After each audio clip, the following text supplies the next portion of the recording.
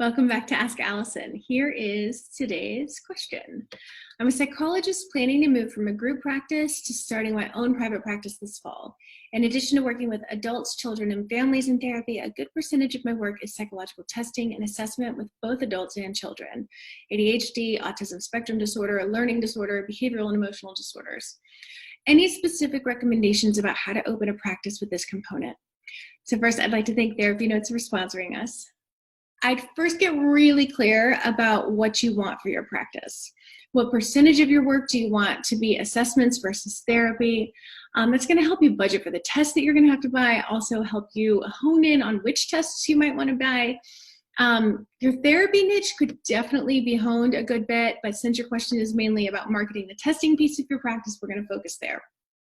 For the kind of testing you're interested in, I have a bunch of people that I want you to reach out to for networking. You ready? Psychiatrists, psych prescribers, other testing psychologists, other therapists, neurologists, public school psychologists, private school counselors, pediatricians, college counseling centers, university disability services. I would start with those for networking. Now, in order to retain someone as a referral source, you need to be really mindful of your reports. Yes, much of your reports can be templated, and what I'm about to say is not a deal breaker by any stretch of the imagination, but I'm going to encourage you to have 3 versions of each template that you use, one using male pronouns, one using female pronouns, and one having non-binary pronouns. I don't think I have ever read an assessment that has kept the pronouns consistent throughout. Everybody thinks they're on top of it. I think everybody's wrong about that. So remember that other professionals who have a knowledge of what a good report looks like versus a not so good report is going to be reading those.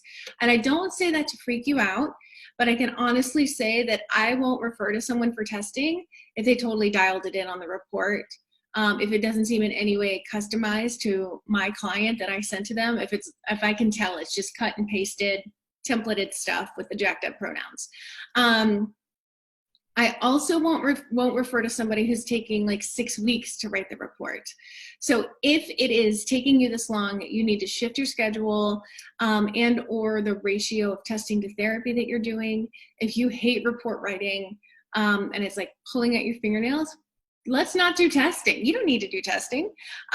Just because you've been doing it or just because you're trained in it doesn't mean it is a muscle you have to flex. You guys have the opportunity to really enjoy your work in private practice, so I want you to take it. Now, if you love testing and you are proud of your reports and you make contact with the referral sources that I listed, you're gonna build up a solid stream of available referrals. It may take a minute, and that's something we don't always realize that it's going to take as long as it often takes, but it's worth reaching out to all of them anyway. I'm not saying you have to connect with all of them.